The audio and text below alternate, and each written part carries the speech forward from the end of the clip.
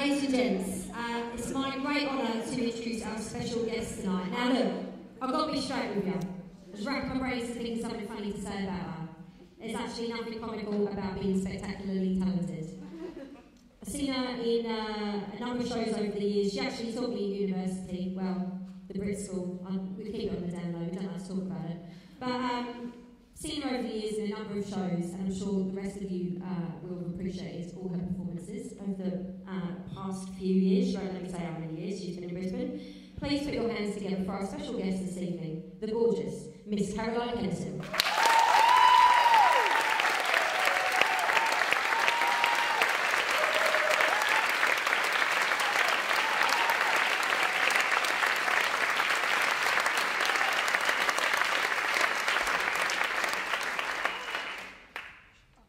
Thank you, everyone. It's delightful to be here. It's my first time out in public, so I'm happy to be here. Thank you very much. So are we happy with you, darling? Oh, thank you.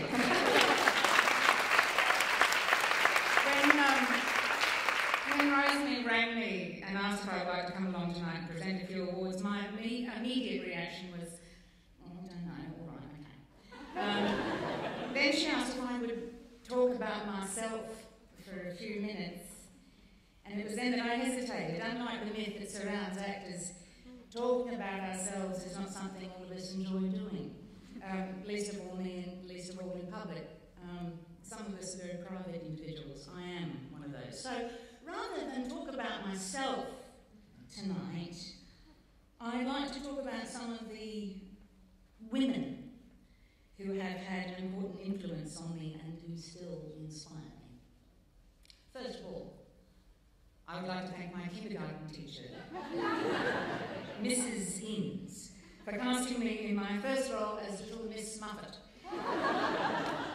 When the spider came along and sat down beside me, I was directed to scream as loudly as possible. I did. I realised very quickly two important things. I was loud, I could take direction.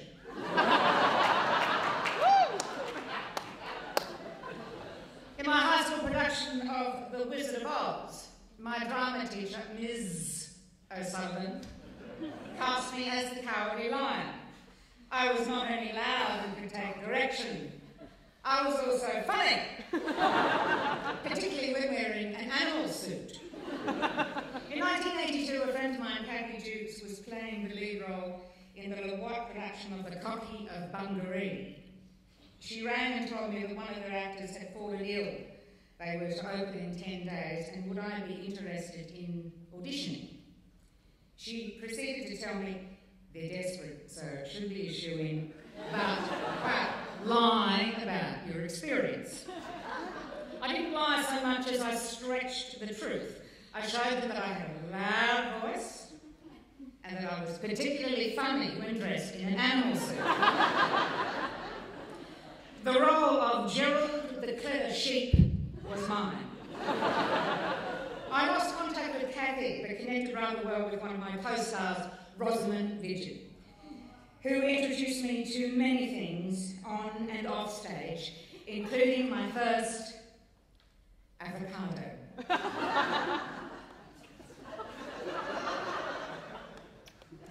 But I wasn't convinced acting was a viable career. I enjoyed farting around in makeup and animal suits, but felt it a rather silly and frivolous way to make a living. So, refusing to listen to my heart and burying my artistic instincts deeper and deeper, I fled Brisbane, went to Sydney, played a lot of pool, drank a lot of bourbon, and served a lot of pancakes. Returning to Brisbane in 1986, I was 23 and decided to become a cook, which I did under the tutelage of Brenda Forden, who runs Mondo Organics at the moment in West End. After 6 months of peeling anchovies and chucking knives around her kitchen, she suggested I find another way to express myself creatively. Preferably one that didn't involve knives and other people's lives. Her exact words were, go and fucking audition for that little school up the road. I did. I I got accepted and I graduated in 1988.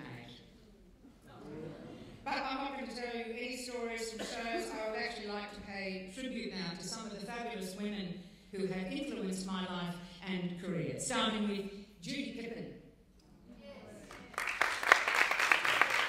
Judy Pippin, who helped me rid my fear of my body. Diane Eden, for opening up my voice. For opening up my voice and giving me a second chance. Jennifer Bloxage. She taught me that patience is the beginning of wisdom, and whose love of language and technique I only started to understand years later. I loved her dearly and miss her still. She gave me my first professional role when she cast me in the TN Theatre Company's production of Rosie Apple's Need Shining. Memorable for one reason. I got to work with several veterans of the Brisbane stage, one of whom, Susan Dwyer, showed me that one simple physical gesture can encapsulate an entire character. Annette Kerwitz, who gave me a love and respect for stage management that I hope has never wavered. Jennifer Flowers, who gave me my first mature lead in dancing at Kennison, told me to slow down and grow up. I did. It also gave me my first Matilda. Kay Stevenson, who has held my hand so many times in so many ways. Rosemary Walker, whose first words to me ever were, "God, you're ugly." Which was, of course, Rose speak for I love you. Sue Ryder for the gift of Ophelia. Hacking my hair off was without doubt one of the most freeing things I had done as an actor, and made my hair loss during the last few months very easy to cope with. Veronica Neve for her humility, courage and friendship. Carol Burns for her love of detail, discipline and compassion. Karen Crone for showing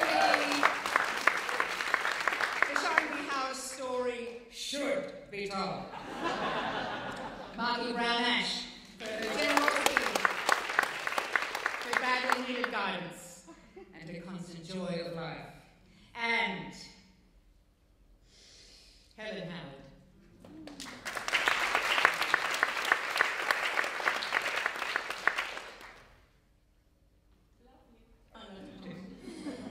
Whose friendship I have felt privileged to have for nearly 20 years.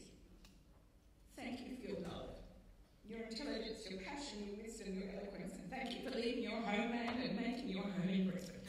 Thank you so much.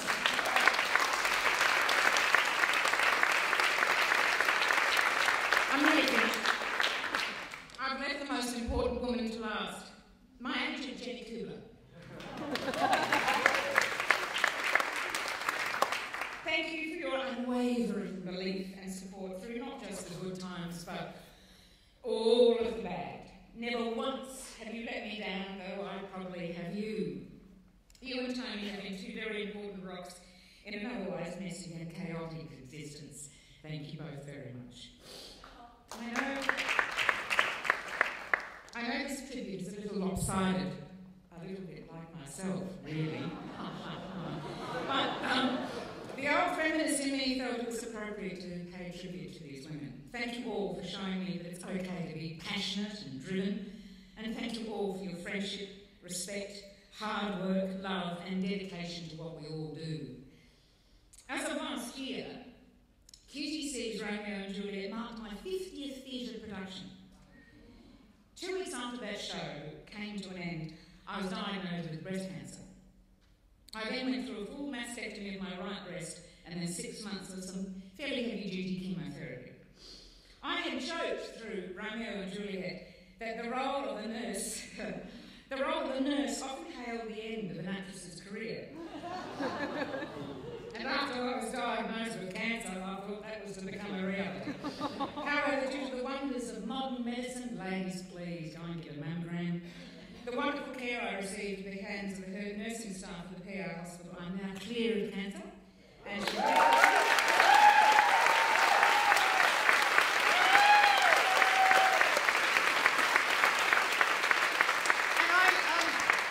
I shall hopefully be around for a few more years to come. I start my next show later this year in their production of The Glass Menagerie. The last person and the biggest girl of all that I wish to thank is my partner Chris Betts. One of the true stalwarts of Brisbane theatre scene. He's been a mentor for many actors over the past 30 years, including myself. And I know I speak for many actors here and around the country when I say thanks, Betsy, for everything. Love you.